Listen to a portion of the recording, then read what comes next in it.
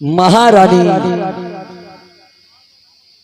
के वचन सुने हैं तो दासी दिन देर नहीं की है।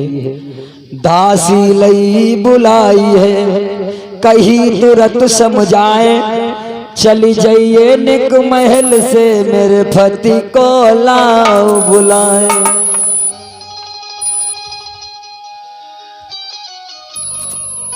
दासी जब आदेश पाकर के महाराज उत्तानपाद के पास में पहुंच जाती है।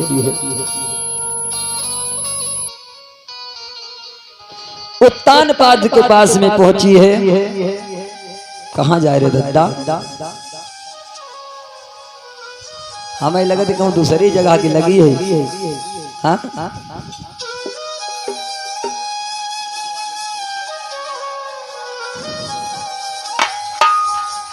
महाराज दासी पहुंची है। दासी ने हाथ जोड़ के किया है, कहा है महाराज तुमको रानी ने बुलायो है। जो रानी के शब्द सुने हैं कि मुझे रानी ने बुलाया है।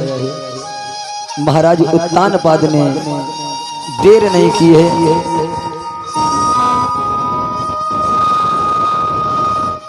कचहरी को बर्खास्त किया। कचहरी को बर्खास्त किया और कचहरी को बर्खास्त करके दासी के साथ में महाराज उत्तानपाद आए हैं। जैसे ही महलों में पहुंचे हैं, धन है उस मैया सुनीति को। जैसे ही महाराज को आता हुआ देखा है, व्यासनंदन सुखदेव जी बोले राजन, ये एकदम से मां उस सुनीति मैया ने आसन को छोड़ दिया और भाग के पहुंची है। महाराज उत्तानपाद के चरणों में गिर जाती है, प्रणाम किया। आइए स्वामी आइए। कलाई को पकड़ा है और ले जाकर के आदर सम्मान से बैठा लिया और कहा है बैठाने के बाद में जल लाई है, जलपान कराया है। धीरे धीरे पैरों को दाबने लगी है। महाराज उत्तानपाद कहने लगे, कहिए रानी, कहिए मुझे किस लिए याद किया है, किस लिए बुलाया है? बोलो बोलो। महाराज उत्तानपाद ने जब ये बात कही है, भगवत प्रेमी उसी समय मैया सुनीति की आंखों में आंसू की धार बहने लगी है। सुनीति कहने लगी, स्वामी तुम्हें मालूम इस महल में कोई दीप जलाने वाला नहीं है और बिना पुत्र के तो आंगन की शोभा ही बेकार होती है।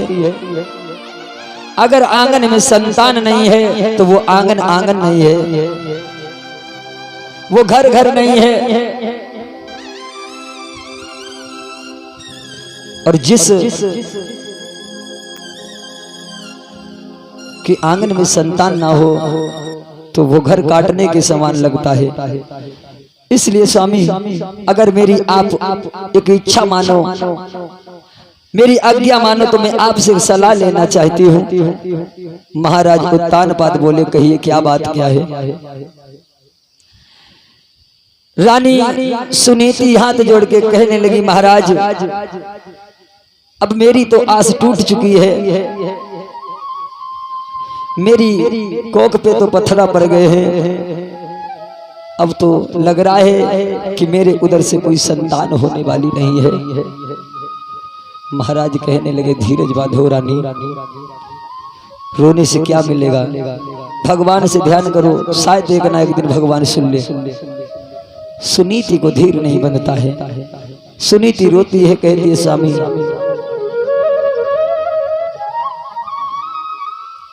आप अगर मेरी बात को मानो तो आप दूसरा विवाह कर लीजिए। महाराज उत्तानपाद कहने लगे, रानी सुनीति ये शब्द तुमने कहां से सीख लिया है? अरे पागल हो गई हो क्या रानी? क्या कह रही? दूसरा विवाह? ना ना ना ना, अगर मैंने दूसरा विवाह कर लिया ना, मेरी तो आबादी होगी, साथ में रानी तुम्हारी बर्बादी हो जाएगी। इसलिए मेरी बात को मानो और मुझे विवाह के लिए मजबूर मत करो। सुनी तिरहुत लिखे कहने लगी, स्वामी आप मेरे वचन को मानो और आप दूसरा विवाह कर लीजिए। महाराज समझाते हैं लेकिन रानी के कुछ समझ में नहीं आता है।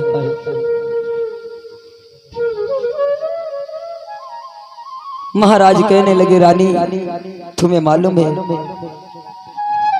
सौत के साथ में तुम रह नहीं पाओगी। पागल हो, सौत कहावत में कहते हैं सौत चून की नहीं अच्छी होती है।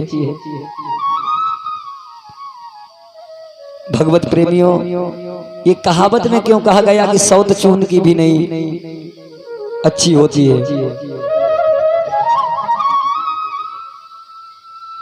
क्योंकि एक बहन जी थी, एक बहन जी थी,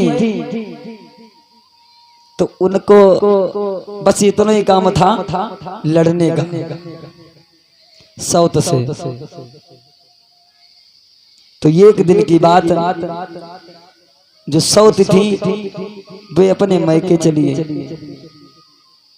जब मैके को चली गई, अब उनको लड़ने को मन हो, तो लड़ने के लिए तो कुछ कोई है तो वही ना। तो बहन जी पे सोचने लगी, मरी पत जाए हमारी बेसौ तो चली गई, जो बात से हम अपनी भाव को बुझाए लेते। हाँ हाँ, अब तो कोई लड़ने को लेना है जैसे हम कुछ कहें। तो उनने विचार करो, चलो कोई बात नहीं, एक चून की यानी कि मतलब आटा की एक सौत बनाए ली, थोप के अब हमें नमक की कंकड़ी की जैसे मतलब आंखें लगा ली और लिटाए लो चारपाई पे। काम करती जा रही बहन जी पे और झुझलाती जा रही, परी बहुत ठरक जी हो, देख लो हम काम करे मरी जा रही, परे परे खाए रही, काम करती जा रही, झगड़ती जा रही। हाँ महाराज, आज बे बहन जी बड़ा काम करती जा रहे, झगड़ती जा रहे, काम करती जा रही, बहुत बड़ी तुम्हें तो परे परे खाए रही, देख ले काम हम करने को तो कछु है ना। लड़ती रही, काम करती रही, धीरे धीरे चूल्हा जलाया, लेकिन लड़ना नहीं बंद किया, पास में रख लिया। आप खाना बनाबो, अब बनाए नहीं चाहिए फलानो ठिकाना, मैं 20 बातें सुनाई रही। अब लड़ती जाए धीरे धीरे, गुस्सा इतनी आई,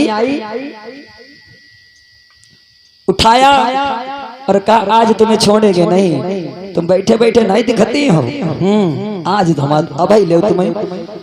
उठाया और चूल्हे में लगाए दो और बोली